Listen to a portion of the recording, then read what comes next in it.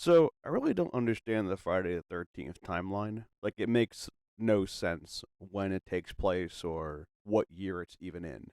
So everything in part one happens in 1979. In part two, it takes place 2 months later. But then it jump cuts 5 years later. So technically speaking, we're in 1984, and then part two through four takes place over a weekend. So it's not even Friday the 13th. After part four is when it starts to stop making sense. From reading up about any information on the series, it says that Tommy Jarvis is 17 by A New Beginning, so 5 years have passed. It is now 1989, technically speaking. Then in Jason Lives, so only a few more months have passed. Be generous and say 1990.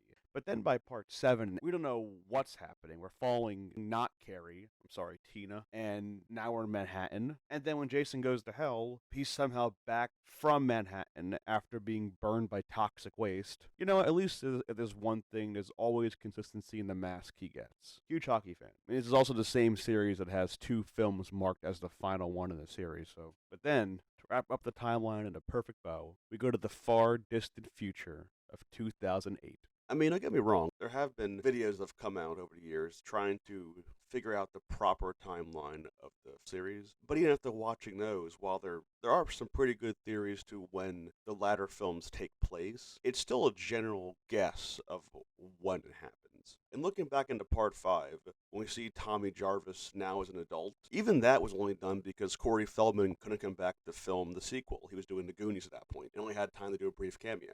From what I understand, there is no confirmation of this. If I'm wrong, please let me know in the comments if I'm wrong. There isn't really a confirmed age of Tommy Jarvis in A New Beginning, but it's just accepted as being 17. So the whole time jump to being 5 years is more like just the settled guess of it. Even the latter film was being placed in the mid to late 90s. It's funny if you watch the films.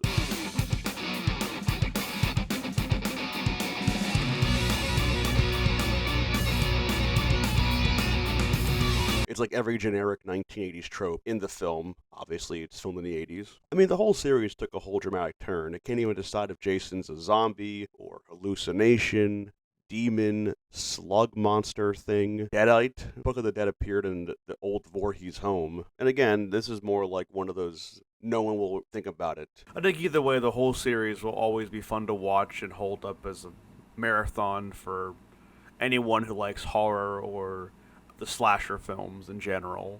It's just good to take a look at the whole series itself and how there's really not much continuity, or the continuity that is there is very loosely flown through. It's just basically loosely connected. It's interesting to see the fan base piece together their own timeline of events to try to get a better understanding of the story being told. And while the theories are interesting, there is still like a not clear, definite answer of what's going on that hopefully in the future maybe we'll get a reboot of the franchise or give a more direct, straightforward timeline. Anyway, I hope you enjoyed this video. If you do, leave a like, comment, subscribe, share. If you have anything you want to add to the theory or any information you want to add that I missed, please let me know in the comments. Hopefully one day we'll figure out this whole timeline. All right, goodbye.